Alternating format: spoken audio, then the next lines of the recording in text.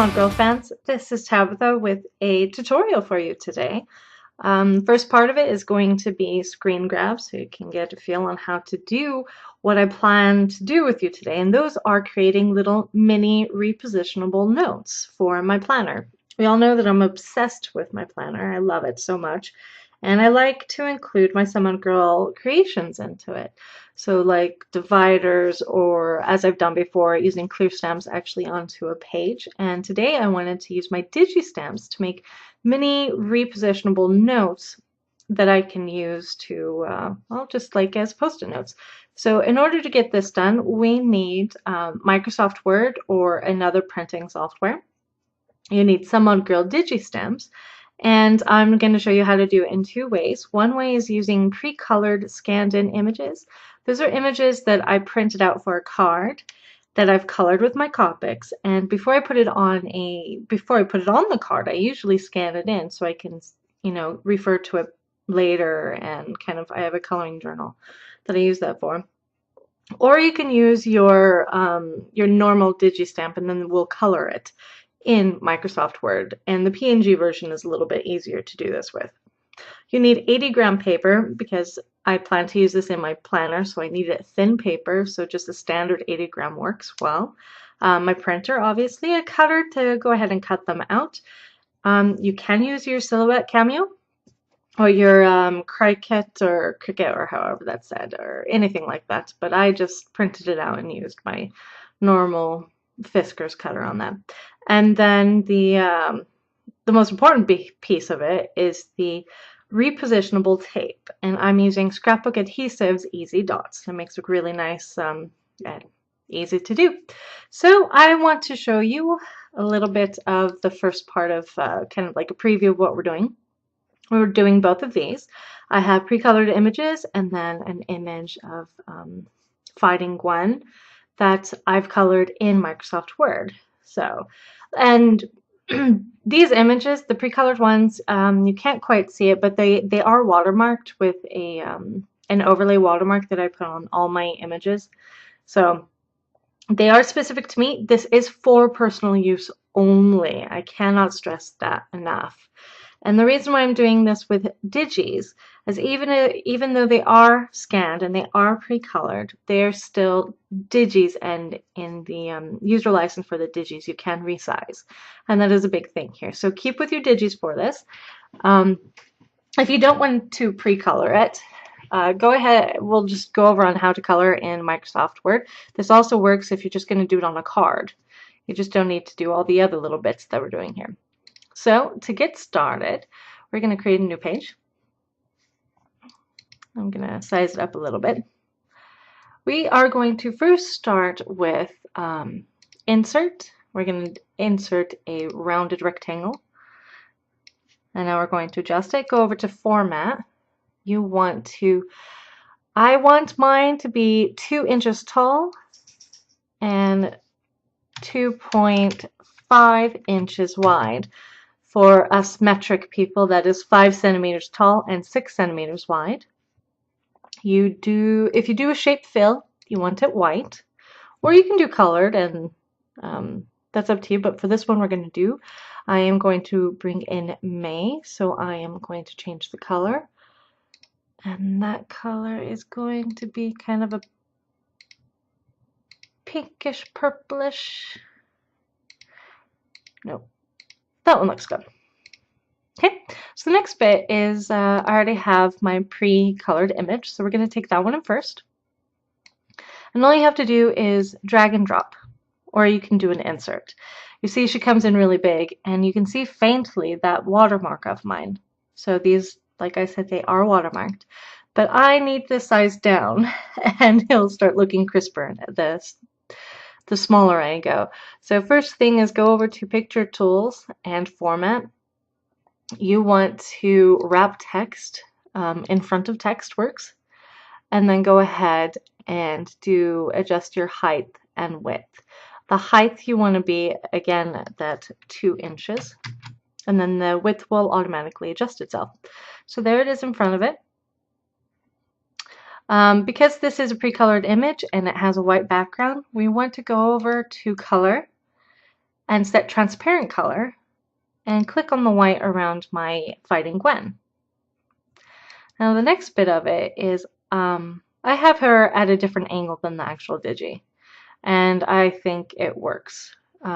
Well, you can angle her whichever way you want to, that way, or, well, we can do it that way. But the key is here is I want to align her right arm with the text box that is behind her. That way I know that that she's aligned there, because I want everything, I want my mini notes to be a uniform size. Later I'll show you how it already looks on my planner, and as they're lined up, they're all different sizes, so I kind of wanted to make this uniform. I see that her 2 inches isn't quite tall enough, so I'm going to go ahead and just drag her up so she's a little bit taller. And because this was a high resolution image, she keeps her sharpness and whatnot, so that's good. Okay, and she's a little bit over the 2 inches, and I think that's perfectly fine. You can fussy cut it later, or I just kept them kind of rectangle, so this is pretty quick. The next bit is to take your text box and to go ahead and drag the one side of it so you don't see that edge. So she's kind of hanging out there. And then we want to insert text box, simple text box, and now we want to shape fill, no outline, and then just type what you want. And I think for her it's kind of appropriate that it says "get it done," and then it's just about putting it where you want, changing the font. I like the PubCat, which is also for personal use, and I'm going to go ahead and resize it up to 16. So that is how it looks. Pre-printed out, I think it looks absolutely fantastic. I think these are really fun. Just have to know that you don't have as much room as if it was completely blank, but they wouldn't be as fun either. So now I am just taking those 3 and I'm grouping them. So there we have one done. Now to do the second one, we start with the same thing. We start with shapes, rounded rectangle, format. You can do shape fill of color, white, and then do the outline of purple. The size, we want 2 inches by 2.5 inches. Kind of put it up next to her. And now the next bit of it is go ahead and drag in the DigiStamp. The PNG works well, especially the way that Christy does her PNGs. Because the image behind the image itself is a white background, but the background around Gwen is transparent, and that's what I really like about it. So click on her again, format. We want to put her in front of text, and go ahead and do a pre-size of 2 inches height, and take her over to the side. Now we know that's not enough, so we're going to grab a corner and size her up a little bit. That looks about right. You can go ahead and line her up if you want.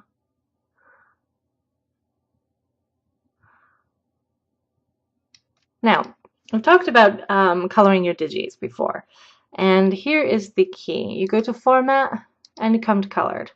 And then you have all these colors down below, you know, accent colors down here, and I can do blue, green, and whatnot, but I want her pink. So in order to change that in a really easy way, you can go over to Design, Colors, and then pick the color scheme for the Word document. We can go red, violet, or violet. Let's go red, violet. Now when we go back to Picture Tools, Format, Color, down here where we're going to use the colors, they are now the accent colors. So we're going to change her to this purple color, which matches up with the purple outline that we did. So there she is colorized.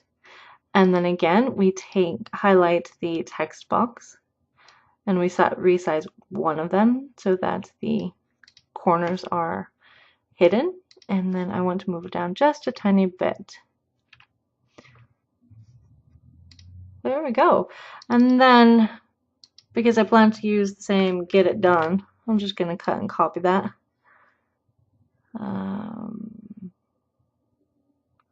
And placement is about there. So now I can group those.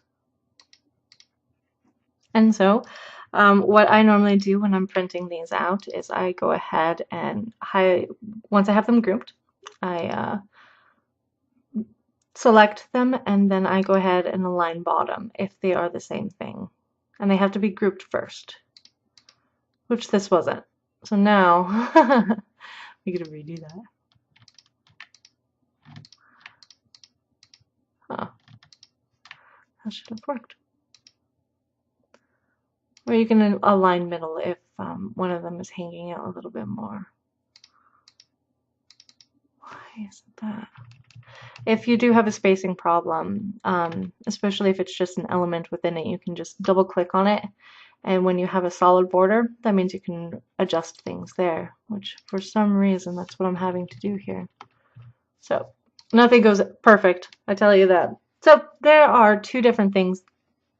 The only reason why I align them on the bottom is so that they are easier to cut out. So I just have to do one line across. And then all you would have to do is go ahead and you could do the same thing for as many digi stamps as you want. And then Control C, Control V, that's a cut and paste. And then just fill up your page. Ah, one is not grouped. That plus that plus that should be a group. It is a group now. Thank you. So, and just fill up your page and go ahead and print it out. And the next bit, I will actually show you a page printed out, and then we can see how to cut them and see how they look in the planner. Well, thanks for sticking around. I have now printed out my little mini notes. I've included the preview that you saw of little Ollie. This is my other half's favorite digi-stamp ever, so I had to make some notes for him. You have the Fighter Gwen pre-colored that I've done there, as well as just the colored digi here. Both look really cute. Really, really good. This is a lot faster, but considering I scan in most of my digis, I can easily do this too, as long as they're digis and there's a white border around them. So you can see here that I went ahead and wrote a little bit on there. You see that how much room you have. If you write small, which I do not, you might have a little more space. It helps to have a smaller pen.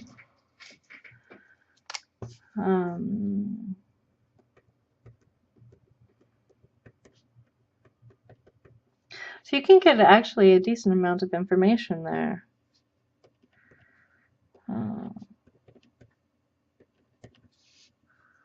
So enough that's it's a little bit bigger than your standard mini post-it note, but definitely enough that I can write on it and use my friction and erase it and do whatever I want with it. The next step would just be to cut it down to size. You could fussy cut around each of the image plus this, but I went ahead and just squared it and then used my little corner chomper to round out the edges. And then to the back of it, with each one that you just take your repositionable tape and just do a strip of it, and then you'll be able to take it away. And if you don't, if it leaves some residue on the paper, you can just rub it off. That's what's really good about the scrapbook adhesives. So there they are printed out, but let's check it in the planner. Here I keep some up front so that they are always right at hand. And you see on this side my clear stamp sticky notes that I use still. I make them all the time. And now I get to include some Simone Girl actual images in here, and I really like that idea. I just stuck them all together, so there's a bunch of them. And they are different sizes, which is why I changed to a more uniform on this one. So keep with what the video said. But in action, we have it here. So I have my weekly page for this week, and I need to remember that I absolutely need to do this. So this is a really good way to get it done. So I hope you got inspired, and make sure if you've done anything with your Sew Modern Girl stamps, whether that digi or clear or even the cutting files with your planner, share it with us in the Facebook group and tag me, Tabitha, and definitely tag us on Instagram. We're also on Google+. We are also on Twitter, and you can find all of that at the Some Odd Girl blog, which is someoddgirl.com. Pretty easy. Definitely want to be seeing what you're all doing with the stamps, especially in planners. I'm really obsessed with them, and I like to see what's going on. So thank you for watching, and I'll check you in the Facebook group.